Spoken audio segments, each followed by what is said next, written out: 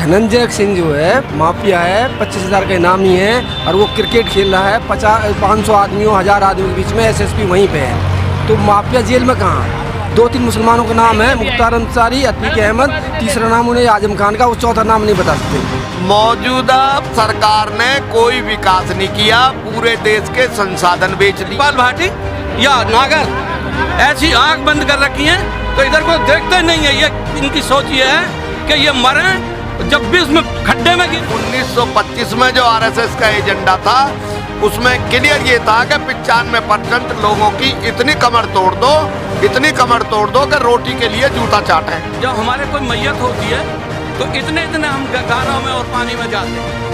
हमारी तरफ से तो ऐसी आंखें बंद कर रखी हैं कि जिसकी कोई हद नहीं है। किसने आंखें बंद कर रखी? योगी जी ने।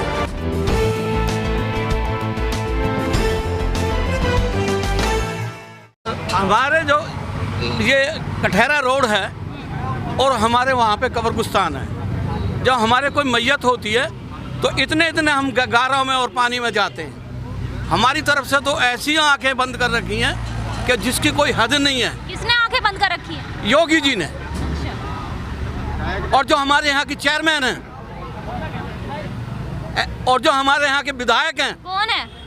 क्या नाम है, तेजपाल भाटी या नागर, ऐसी आंख बंद कर रखी हैं तो इधर को देखते नहीं है। ये इनकी सोच ये है कि ये मरें जब भी उसमें खड्डे में गिरें और पानी में जाएं।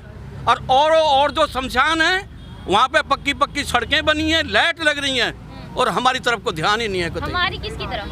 मुसलमानों की तरफ। ये कहना चाहते हैं ना आप, मैं कह रहा हूँ मुझे फांसी चढ़वा देना। योगी कौन सी पार्टी से है वो विधायक आपके? हमारे विधायक, हमारे तो विधायक अब बनेंगे, अब जो हम वोट देंगे सब मिलके। अच्छा, जो मौजूदा विधायक है वो कुछ नहीं करा मोदी ने, खाली लूटा है। अच्छे दिन आएंगे। अब आप देख रहे हैं अच्छे दिन कैसे आ रहे हैं। पार्टी बता दो कौन सी पार्टी से है वो? कौन जो अब है मौजूदा विधायक कौन सी पार्टी से है?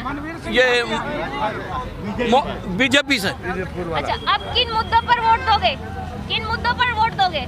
हम जो हमारे लिए अच्छा काम करेगा, हमारे पास सामने खड़ा होगा, हमारे बच्चों के लिए देखेगा, हमारे रास्ते ठीक कराएगा, उसके लिए वोट देंगे हम। कोई है नजरों में ऐसा? हमारे मनबीर सिंह आ रहे हैं अभी। अच्छा, विश्वास है उन पर? क्या पता वो भी वादे करके मुकर जाए। विश्वास नहीं, हमारा भाई है। हम जितने यहाँ के रहने वाले हैं, हिंदू मुस्लिम सब हम भाई हैं, मगर ऐसे बुरे आदमियों ने हमको दूर बांट के खड़ा कर दिया। योगी जी ने, भगवान जी लाए हैं, योगी जी आए हैं, भगवान को लाए हैं। वो भगवान से बड़ा हो गया योगी। हमको डराना चाहते हैं। हमको ऐसी दहशत बैठा रखी है, जो हम बोलते हैं तो हमको जेल भेज देते हैं, हमारे बच्चों को ढूंढ के जेल भेजते हैं। हमारा कोई हिमायती नहीं है, मगर हमारा हिमायती अल्लाह बैठा है, वो सबसे बड़ा बैठा है। और हमारे पास में क्या है, और नमक में कंच घुसेड़ दिया बारीक। आप जरा उसको चेक करके देखें कैसा बारीक कंच निकलता है। जो आपने किया है चेक? आपने किया है चेक? चेक मैंने किया है। आपको मैं दिखा दूं थैली मंगा के, आप ये दिखा देना। हाँ, ये आ रहा है, ऊपर नमक तो घुल जाता है और कंच उसमें रह जाता है। अच्छा, ऐसा क्यों करेगी सरकार? हम अकेले राज करेंगे, हम बड़े पेट वाले राज करेंगे। योगी जी की ये सोचना है। अरे वो कौन बैठे हैं, अमृत शाह हैं या कौन बैठे हैं इतने अच्छे बढ़िया है? वो यही सोच उनकी है कि हम बड़े राज करेंगे। इन गंदे आदमियों को मार दो, मुसलमान गंदा है। हम कहीं से बाहर से नहीं आए, हम यहीं के पैदा हैं, यहीं मरेंगे। फिर गरीब कहाँ जाएंगे? गरीब तो मर ही रहे, भूख से प्यास से, और कहाँ जाएंगे। जी, आपका नाम? मेरा नाम आरपी सिंह है। मौजूदा सरकार के कितने विकास आपको पसंद आए? मौजूदा सरकार ने कोई विकास नहीं किया, पूरे देश के संसाधन बेच दिए हैं। और मौजूदा सरकार जो है 1925 में जो आरएसएस का एजेंडा था उसमें क्लियर ये था कि 95% लोगों की इतनी कमर तोड़ दो कि रोटी के लिए जूता चाटें।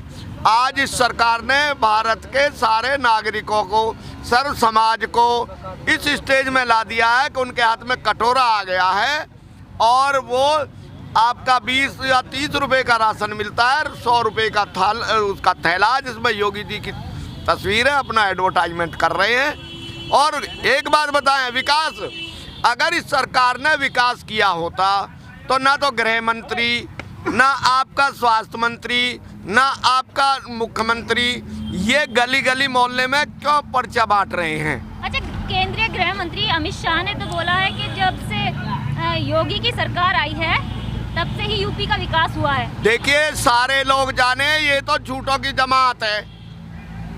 वो कहते कुछ प्रधानमंत्री की झूठ बोलो, ये तो केवल झूठ बोलते हैं। झूठ के ऊपर इनकी डिपेंड है।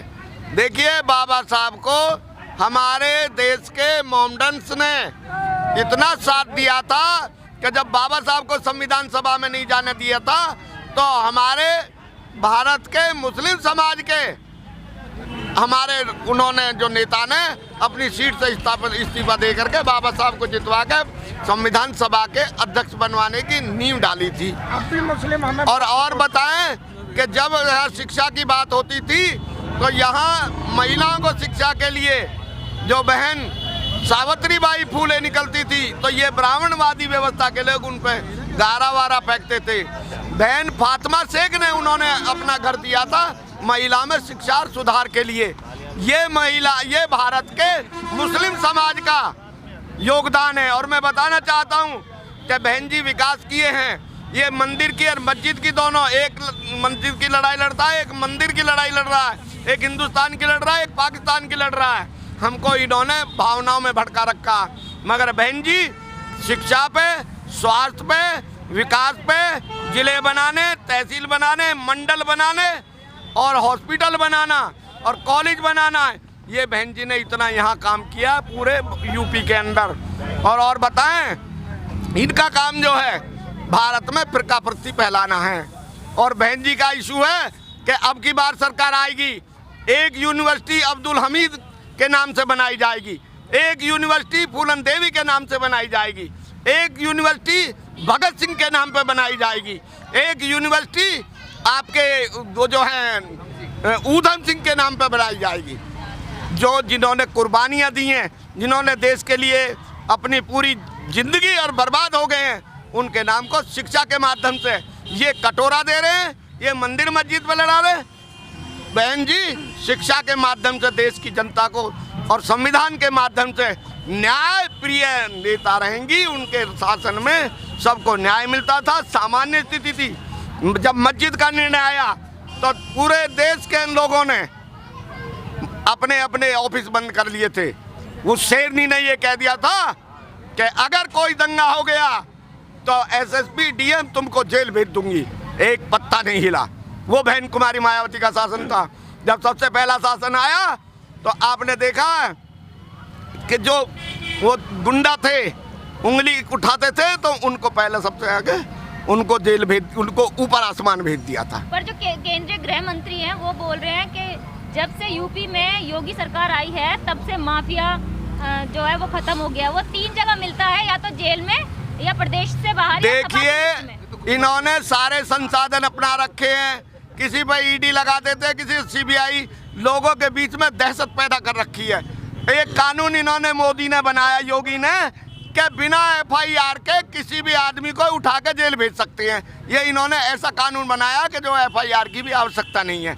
ये आपका नाम? कानून बना। सुभाष नाम मेरा। धनंजय सिंह जो है माफिया है, 25,000 का इनामी है और वो क्रिकेट खेल रहा है 500 आदमियों 1000 आदमियों के बीच में। एसएसपी वहीं पे है। तो माफिया जेल में कहाँ? 2-3 मुसलमानों का नाम है, मुख्तार अंसारी, अतीक अहमद, तीसरा नाम उन्हें आजम खान का, वो चौथा नाम नहीं बता सकते। केवल मुसलमान ही है? नहीं तो और बताइए ना, वो नाम क्यों नहीं लेते? और कौन जेल में? और कौन जेल में है? उनका क्रिकेट खेलते का वो फोटो मिला, आपने देखा होगा, वीडियो देखा होगा आपने धनंजय सिंह का। आप एकदम से उठ के लगता है आप मौजूदा सरकार से कुछ ज्यादा ही नाराज हैं। नाराज के काम ही है, इसने कामों कौन से अच्छा करा? आप एक काम गिनवा दीजिए, आप गिनवाइए ना कोई काम। हम यहाँ गिनवाने नहीं, आपसे ही पूछ रहे हैं। आप अभी पूछ रही थी गौशाला बना रखी है, फिर खेतों में जाके देखिए ना आप लोग। फिर गाय भैंसड़े खेतों में क्यों है? ये ठंड आता है कहाँ है? किसानों के नाम पे विकास की बात करते हैं। जिनके गृह मंत्री ने, गृह राज्य मंत्री के बेटे ने उनके किसानों के ऊपर गाड़ी चढ़ा के 5-5 लोगों की हत्या करा दी। ये है किसानों का विकास।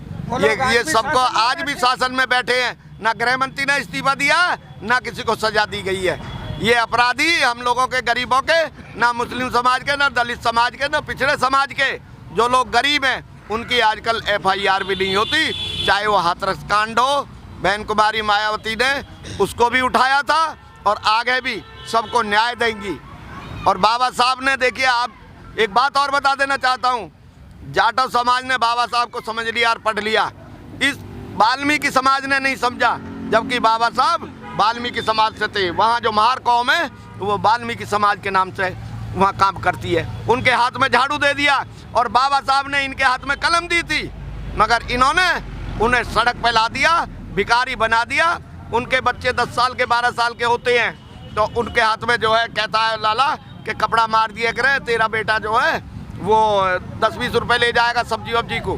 तो वो उस लालच में ना तो बच्चे पढ़ पाए, और एक जो जाटव समाज है जो बाबा साहब के समाज से भी नहीं था, उसने बाबा साहब को समझ लिया, पढ़ लिया। उसका एक कॉलेज वाला आदमी भी, वो भी अपने बच्चे को सुबह कॉलेज छोड़ के आता है, स्कूल छोड़ के आता है, तब आकर के अपने काम पे बैठता है। और इनको ये लड़ा दिया है कि तुम्हारा जो रिजर्वेशन है केवल जाटव खा गया। जब आपका बच्चा पढ़ेगा नहीं तो कैसे IAS बनेगा, इंजीनियर बनेगा, SP बनेगा, IG बनेगा, DIG बनेगा। अब वाल्मीकि समाज जाग चुका है।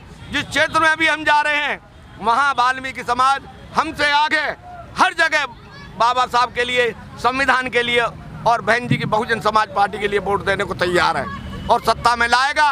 और एक बार बता दे रहा हूँ, हमारी यूपी में हर विधानसभा में 60,000 से लेकर 1 लाख तक वोट से शुरू गिनती होती है हमारे बहुजन समाज की। और किसी भी दल की बता दो जो इतनी बड़ी संख्या से गिनती शुरू होती हो। बहन जी सरकार ला रही है और सर समाज की वोट मिलनी है। ब्राह्मण भी लड़ रहा था, उसका समाज भी दे रहा वोट। मुस्लिम भी लड़ रहा था, उसका समाज भी वोट दे रहा है। कास्ट भी लड़ रहा था, उसका भी समाज का वोट दे रहा है। इसलिए बहन जी का वोट बैंक कितना बड़ा हो गया, ये घबरा गए हैं। बहन जी सरकार आ रही है, बहुजन समाज पार्टी के बहन सेवनी न्यायप्रिय नेता हैं, सबको न्याय मिलेगा। बहुजन समाज पार्टी की सरकार बननी है, इसमें 2 राय नहीं है। जय भीम, जय भारत, खुदा हाफिज़। इस वीडियो में कही गई सभी बातें वक्ता की अपनी राय है, जिसकी पुष्टि हम या हमारा चैनल नेशन टाइम नहीं करता।